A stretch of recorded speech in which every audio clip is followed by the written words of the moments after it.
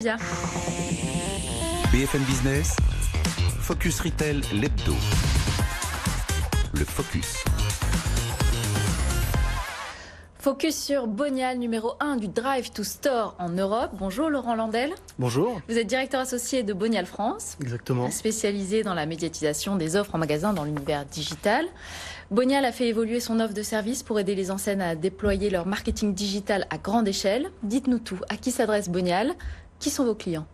Oui, alors Bonial s'adresse aux grandes enseignes de la distribution, qu'elles fassent partie d'ailleurs de l'alimentaire ou du non-alimentaire. Elles partagent tous en fait ce challenge de créer du trafic en magasin, de faire venir les gens en magasin. Et c'est vrai que pour ça, les enseignes, elles ont un atout considérable, elles ont des offres, elles créent des offres toutes les semaines. Ces offres, on les retrouve dans les catalogues, on les retrouve en affichage. Elles sont terriblement efficaces pour faire venir les gens. Et notre métier, eh bien, c'est de faire en sorte que ces offres soient de plus en plus personnalisées, consommateur par consommateur, magasin par magasin, et puis surtout qu'elles soient visibles sur le premier média, le digital, donc le web et les mobiles. Voilà. À quel enjeu du retail répondez-vous ?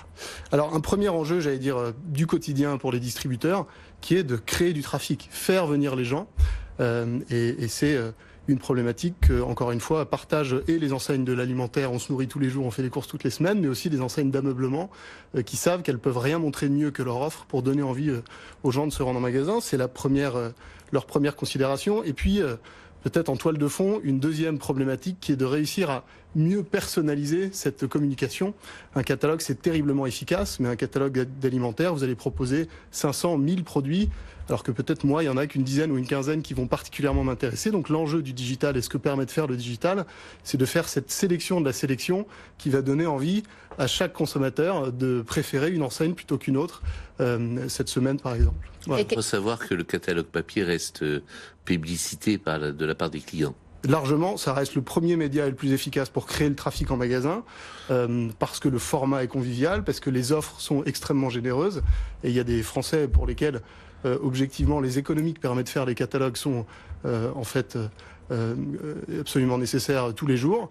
On essaye de trouver un relais, un complément digital à cette distribution papier. On va dire plus affinitaire avec le client ? Ouais, complètement. Et quels sont les résultats obtenus par vos clients ? Alors, les clients nous disent d'abord qu'ils découvrent un nouveau, un nouveau canal de communication et de trafic. Donc, on parle à des nouveaux clients, des clients qui peut-être ne recevaient pas toutes les semaines les catalogues pour plein de raisons. Ils mesurent aussi un incrément de trafic en magasin de manière assez claire. Et puis, les clients nous disent aussi que c'est une manière d'obtenir un mix marketing qui est plus en phase avec les nouveaux usages, la réalité de consommation média des Français. Aujourd'hui, on sait tous que plus de 50% des achats qui sont faits dans les magasins sont préalablement influencés par le canal mobile.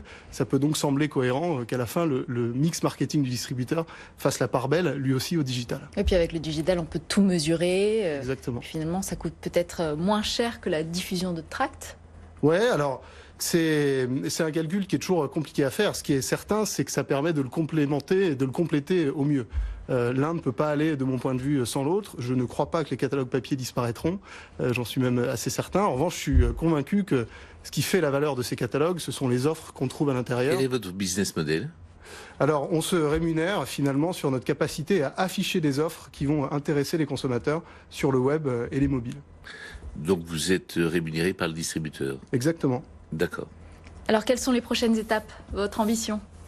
Notre ambition, c'est de réussir à faire du digital le premier critère du trafic en magasin, le premier vecteur de trafic en magasin. Je crois que c'était Alexandre Bompard qui avait affiché cette ambition il y a quelques années pendant l'annonce de son plan stratégique. Il disait ce serait bien qu'en 2022, 50% du budget marketing de Carrefour soit investi en digital. Et en fait, je me disais que c'était une ambition probablement saine. On est tous très attirés par ces nouvelles technologies que sont le mobile.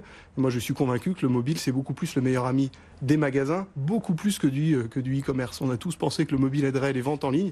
On se rend compte qu'en fait, le mobile, il envoie les gens dans les points de vente. Je vous remercie Laurent Landel, vous êtes directeur associé de Bonial France. Merci Raphaël Palti, président fondateur du groupe Altavia. Merci à vous de nous avoir suivis, on se retrouve la semaine prochaine.